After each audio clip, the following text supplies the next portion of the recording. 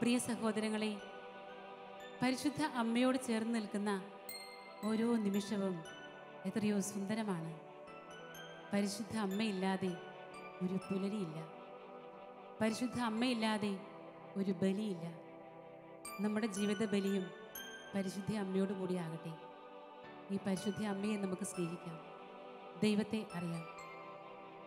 Ave Maria പ്രോഗ്രാമിലേക്ക് എല്ലാ പ്രേക്ഷകർക്കും സുസ്വാഗതം. പ്രിയപ്പെട്ടവരെ, ദൈവത്തിൻ്റെ കരുണ അതൊന്നു മാത്രമാണ് നമ്മുടെ ജീവിതത്തിൽ ആശ്രയം. ദൈവത്തിൻ്റെ കരുണയെ നമ്മുടെ ജീവിതത്തിലേക്ക് എത്തിക്കുന്ന ഏറ്റവും നല്ല മാർഗം അത് പരിശുദ്ധ അമ്മയാണ്. പരിശുദ്ധ അമ്മയുടെ സ്നേഹം ദൈവത്തിൻ്റെ കരുണയെ നമ്മളിൽ എത്തിക്കുന്നുവെങ്കിൽ എന്തിന് നമുക്കത് വേണ്ട എന്ന് വെക്കണം? ഈ അമ്മയുടെ സ്നേഹം ഓരോ നിമിഷവും അനുഭവിച്ചറിഞ്ഞുകൊണ്ട്, അമ്മേ, ദൈവത്തിൻ്റെ കരുണ ഞങ്ങളിൽ വർഷിക്കപ്പെടുവാൻ ഞങ്ങൾക്ക് വേണ്ടി പ്രാർത്ഥിക്കണമേ എന്ന് അമ്മയുടെ മധ്യസ്ഥം തേടി നമുക്ക് പ്രാർത്ഥിക്കാം. തുടർന്ന് വരുന്ന ഗാനത്തിലൂടെ നമ്മുടെ പ്രാർത്ഥനകൾ മുഴുവനും പരിശുദ്ധ അമ്മയുടെ മധ്യസ്ഥം വഴി ദൈവപിതാവിന് നമുക്ക് സമർപ്പിക്കാം.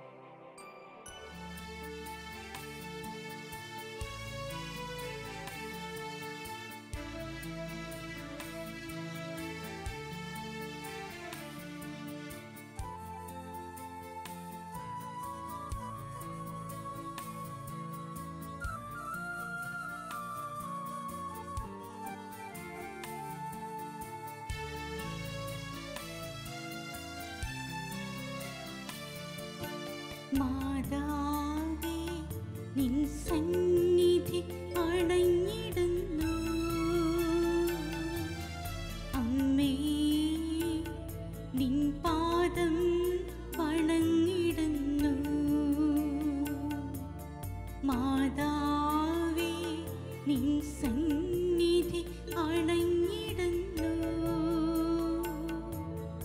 അമ്മേ, നിൻ പാദം വണങ്ങിടുന്നു. കരുണയ്ക്കായി പ്രാർത്ഥിക്കുന്നു. ഞങ്ങളിൽ കനിയേണമേ. കരുണയ്ക്കായി പ്രാർത്ഥിക്കുന്നു. ഞങ്ങളിൽ കനിയേണമേ. നിൻ സുതനോടു കേണിടണേ. പരിശുദ്ധ അമ്മേ, മാതാവേ, ദൈവദൂതൻ നിന്നോട് പറഞ്ഞ വാക്കുകൾ ഓർക്കുന്നു. നന്മ നിറഞ്ഞ മറിയമേ സ്വസ്തി, നീ സ്ത്രീകളിൽ അനുഗ്രഹീതയാണ്. നന്മ നിറഞ്ഞ എൻ്റെ അമ്മേ, എൻ്റെ ജീവിതത്തിലും നന്മ നിറയുവാൻ അമ്മ പ്രാർത്ഥിക്കണമേ. എൻ്റെ ജീവിതവും ധന്യമായി നിന്റെ സന്നിധിയിൽ എത്തിച്ചേരാൻ നീ എൻ്റെ കൈ പിടിക്കണമേ.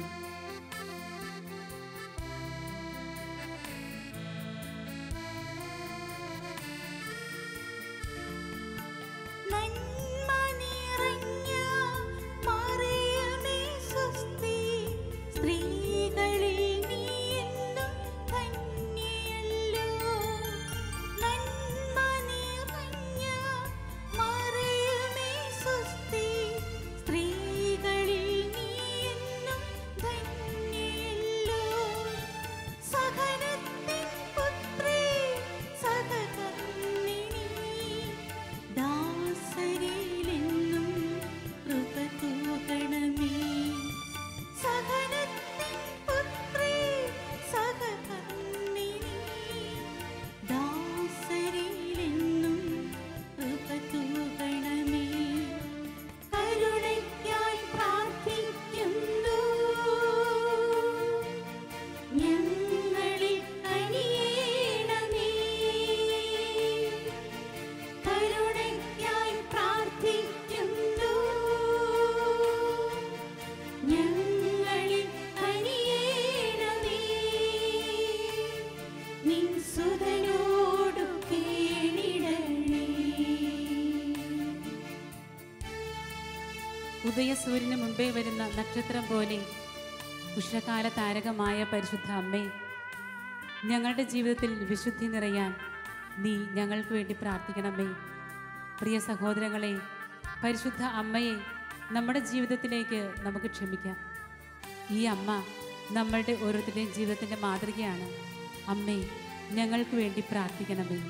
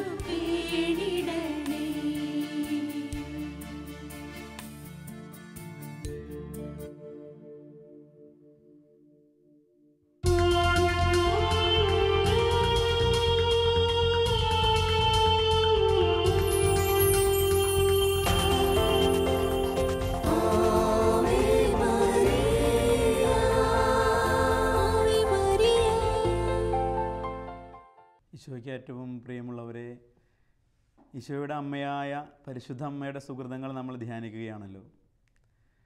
ലൂക്കായുടെ സുവിശേഷം 1-ാം അധ്യായം 38-ാം തിരുവചനം ഒരുപക്ഷെ അറിയാത്ത ഒരാളും ഉണ്ടാകില്ല. പരിശുദ്ധ അമ്മയുടെ വാക്കാണത്. ഇതാ കർത്താവിൻ്റെ ദാസി, നിൻ്റെ വാക്ക് എന്നിൽ നിറവേറട്ടെ, നിൻ്റെ ഹിതം പോലെ എന്നിൽ സംഭവിക്കട്ടെ.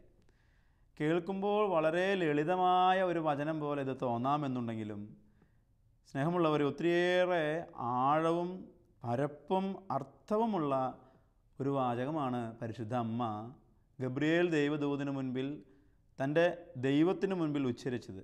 കർത്താവിൻ്റെ ദാസി, നിൻ്റെ ഇഷ്ടം എന്നിൽ നിറവേറട്ടെ എന്നുള്ള വാക്കുകൾ. സ്നേഹമുള്ളവരെ, യഹൂദ പാരമ്പര്യമനുസരിച്ച് ഒരു യുവതിയുടെ വിവാഹ നിശ്ചയം സാധാരണഗതിയിൽ കഴിയുക 13 വയസ്സ് പ്രായമുള്ളപ്പോഴാണ്. 13 വയസ്സ് പ്രായമുള്ളപ്പോൾ വിവാഹം കഴിക്കാം. അപ്പോൾ അതിൻ്റെ നിശ്ചയം കഴിയുക 12.5 വയസ്സ് പ്രായമുള്ളപ്പോൾ. 6 മാസത്തിന് ശേഷമൊക്കെ അവർ ഒരുമിച്ച് സഹവസിക്കും. അപ്പോൾ സുവിശേഷ പണ്ഡിതന്മാരിൽ ചിലർ അഭിപ്രായപ്പെടുന്നത്, പരിശുദ്ധ അമ്മയുടെ വിവാഹ നിശ്ചയം കഴിഞ്ഞിരിക്കെയാണല്ലോ ഗബ്രിയേൽ ദൈവദൂതൻ വരുന്നത്.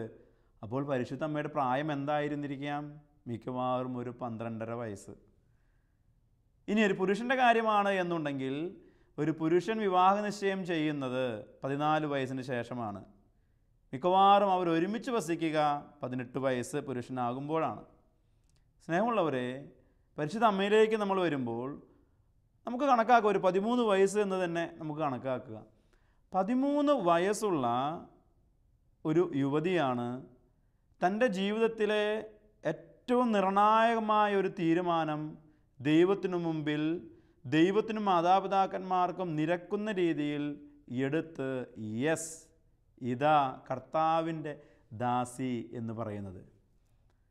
പരിശുദ്ധ അമ്മ ഇതാ കർത്താവിൻ്റെ ദാസി എന്ന് പറഞ്ഞതിലൂടെ കർത്താവിൻ്റെ അമ്മയായി പിന്നീട് പരിണമിക്കുന്നത് നമുക്കറിയാമല്ലോ. നമ്മുടെ ജീവിതത്തിൽ പലപ്പോഴും ഇന്നത്തെ യുവതി യുവാക്കന്മാർക്കും വലിയവർക്കും കുട്ടികൾക്കുമൊക്കെ ഒരു വലിയ പ്രതിസന്ധി, ഒരു പ്രശ്നം എന്ന് പറയുന്നത് നിർണായക നിമിഷങ്ങളിൽ തീരുമാനങ്ങൾ എടുക്കുവാനുള്ള കഴിവില്ല. ഇങ്ങനെയുള്ളൊരു പ്രതിസന്ധി നിങ്ങളുടെ ജീവിതത്തിൽ ഈ വചനം കേട്ടുകൊണ്ടിരിക്കുന്ന പരിശുദ്ധ അമ്മയുടെ സുഹൃത്തുക്കളെക്കുറിച്ച് ധ്യാനിച്ചു കൊണ്ടിരിക്കുന്ന നിങ്ങളിൽ ആർക്കെങ്കിലും ഉണ്ട് എന്നുണ്ടെങ്കിൽ അസന്നിഗ്ധമായിട്ട് പറയുകയാണ്, പരിശുദ്ധ അമ്മയുടെ പ്രത്യേക മധ്യസ്ഥം നിങ്ങൾ അപേക്ഷിക്കുക. പരിശുദ്ധ അമ്മ വ്യക്തമായ തീരുമാനങ്ങൾ എടുക്കുവാനുള്ള കഴിവ് നിങ്ങൾക്ക് നൽകും. പരിശുദ്ധ അമ്മയുടെ മുമ്പിൽ നിങ്ങൾ ആലോചിച്ച് നോക്കണേ. യുവതിയായ 13 വയസ്സുകാരിയായ പരിശുദ്ധ അമ്മയുടെ മുമ്പിൽ ഗബ്രിയേൽ ദേവദൂതൻ വരുമ്പോൾ പരിശുദ്ധ അമ്മ പറയുന്നില്ല, ഞാൻ എൻ്റെ അമ്മയോട് ചോദിച്ചിട്ട് പറയാം, ഞാൻ എൻ്റെ പിതാവായ ജോവാക്യമിനോട് ചോദിച്ചിട്ട് പറയാം, ഞാൻ എൻ്റെ സുഹൃത്തുക്കളോട് ചോദിച്ചിട്ട് പറയാം.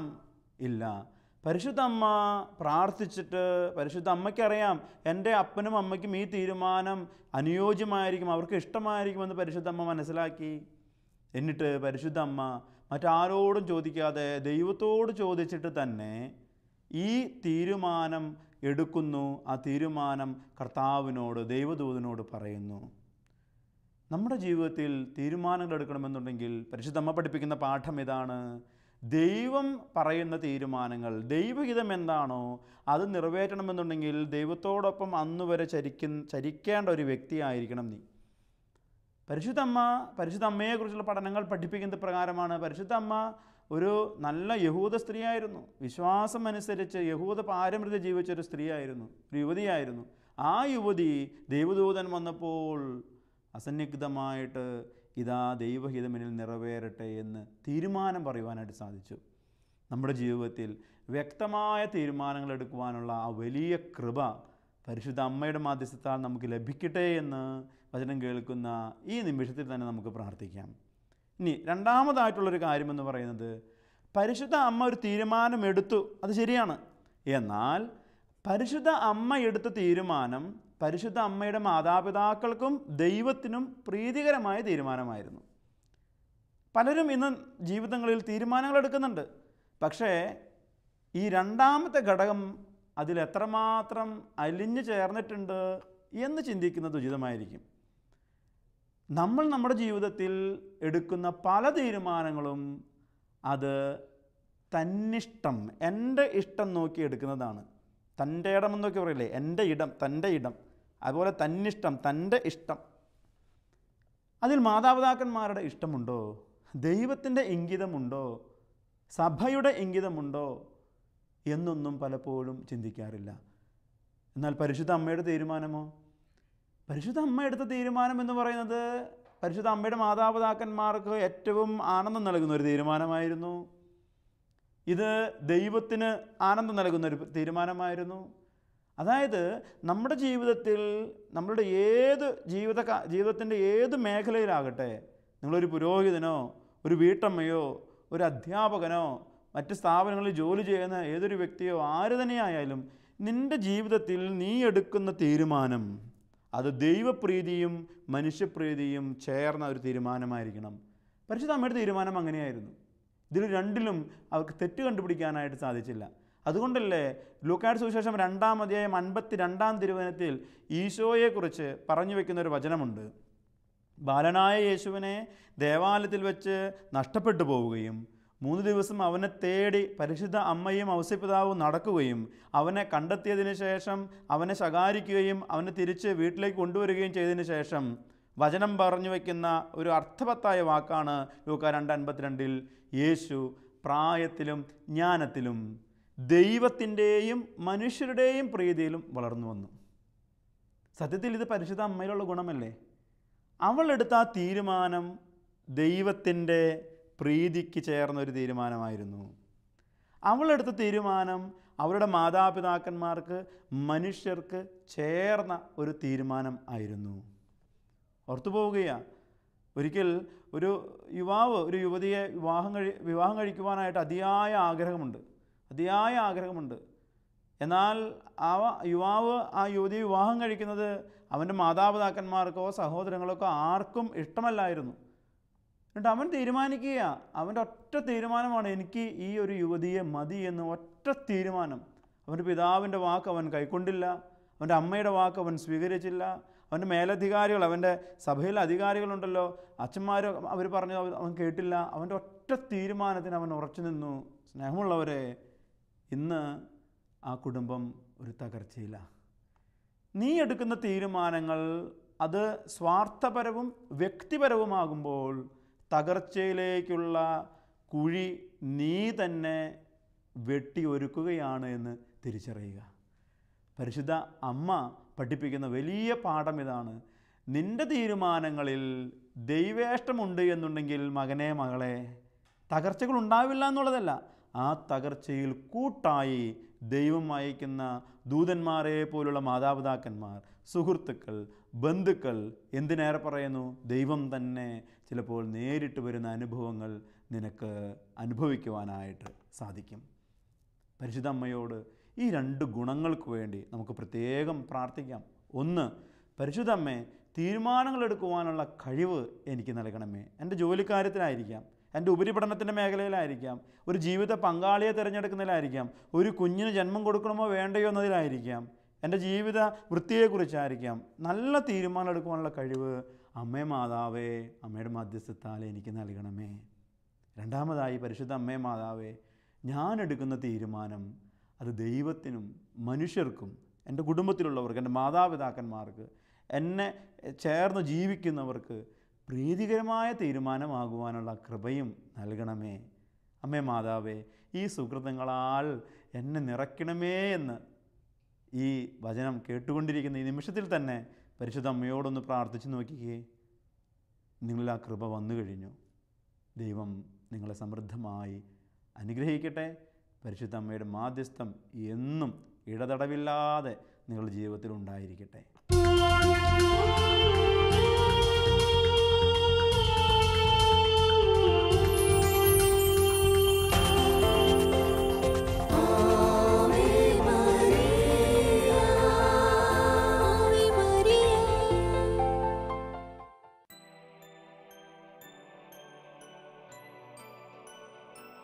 അമ്മയുടെ ചാരത്തായിരിക്കുമ്പോൾ നമുക്കോർക്കാം, മറിയത്തെ അനുസരിക്കുകയും അവൾക്ക് വിധേയയാകുകയും ചെയ്യുന്ന മനുഷ്യൻ തൻ്റെ ശത്രുക്കളെയെല്ലാം തോൽപ്പിച്ച് ജയഗീതം പാടും. ശത്രുവിൻ്റെ തലയെ തകർത്ത സ്വർഗത്തിൻ്റെ രാജ്ഞിയായ പരിശുദ്ധ അമ്മയെ തുടർന്ന് വരുന്ന ഗാനത്തോട് ചേർന്ന് നമുക്ക് പാടി സ്തുതിക്കാം.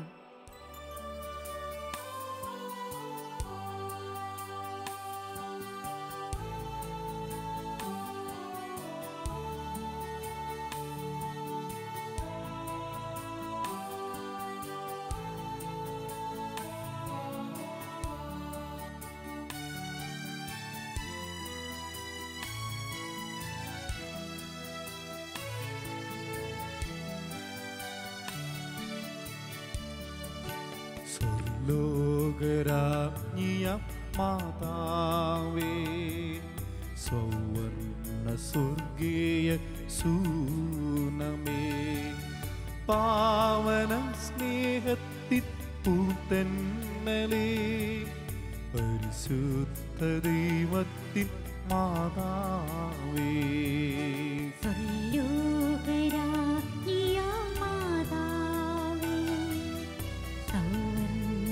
സ്വർഗീയ സൂനമേ, പാവന സ്നേഹത്തിൻ പൂന്തന്നലേ, പരിശുദ്ധ ദൈവത്തിൻ മാതാവേ.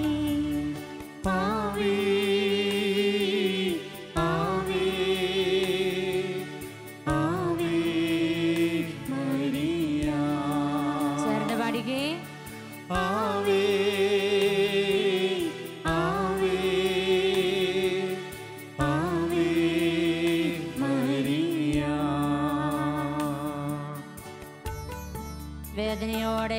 തനിച്ചായിരിക്കുമ്പോൾ, ആരും എന്നെ സഹായിക്കാനില്ല എന്ന് കരുതുമ്പോൾ എൻ്റെ അമ്മ എൻ്റെ അടുത്ത് വന്ന് ആശ്വസിപ്പിക്കുന്നതിനെ ഓർത്ത് നന്ദി പറയുന്നു.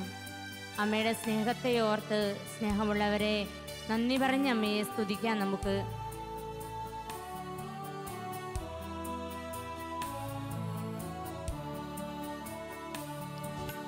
കഥനത്തിലണയുന്ന കാരുണ്യമേ, കണ്ണീർ തുടയ്ക്കുന്ന ആശ്വാസമേ, കഥനത്തിൽ അണയുന്ന കാരുണ്യമേ, കണ്ണീർ തുടയ്ക്കുന്ന ആശ്വാസമേ, വാത്സല്യത്തിൻ നറുതേൻ പകരും വ്യാകുലമാതേ വരദായികേ, വാത്സല്യത്തിൻ നറുതേ പകരും വ്യാകുലനാഥേ വരദായികേ.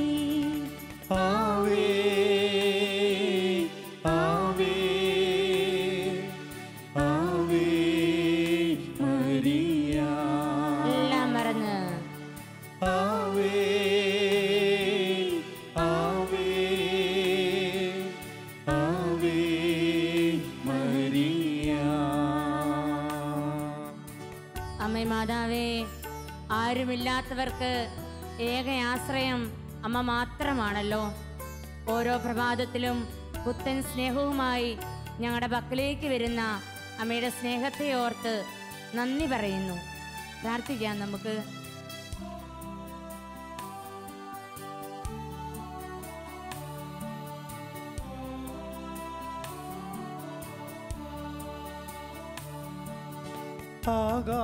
ആകാശമോഷത്തിൻ വാതിലേ, ആശ്രിതർക്കിന്നെന്നും ആലംബമേ, ആകാശമോക്ഷത്തിൻ വാതിലേ, ആശ്രിതർക്കെന്നെന്നും ആലംബമേ, പുലർക്കാലത്തിൻ ഒളിത്തൈലിയും പരിപൂജിത ചൈതന്യ പൊൻതാരമേ, പുലർക്കാലത്തിൻ ഒളിയായി തെളിയും പരിപൂജിത ചൈതന്യ പൊൻതാരമേ, ലോകരാജ്ഞിയാം മാതാവേ, സൗവർണ്ണ സ്വർഗീയ സൂനമേ, പാവന സ്നേഹത്തിൻ പൂന്തന്നലേ, പരിശുദ്ധ ദൈവത്തിൻ മാതാവേ, ആവേ ആവേ ആവേ മരിയ, വിശ്വസിച്ചുകൊണ്ട് ആവേ ആവേ ആവേ മരിയ.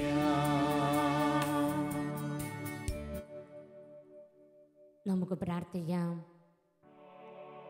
പരിശുദ്ധ അമ്മേ മാതാവേ, എൻ്റെ ജീവിതത്തിൻ്റെ ഓരോ നിമിഷവും അമ്മയുടെ ആ സ്നേഹത്തെയും അമ്മയുടെ ആ കരുതലിനെയും തിരിച്ചറിയുവാനും അമ്മയിൽ ആശ്രയിക്കുവാനും ഇതാ ഈ നിമിഷം മുതൽ ഞാനും എൻ്റെ കുടുംബവും തയ്യാറാകുന്നു. അമ്മേ, ഞങ്ങളെ സഹായിക്കണമേ. അമ്മേ, ഞങ്ങളെ കൈവിടരുതേ. ഒരു നിമിഷം നിശബ്ദതയിൽ നമ്മുടെ ആഗ്രഹം പരിശുദ്ധ അമ്മയോട് പറയാം.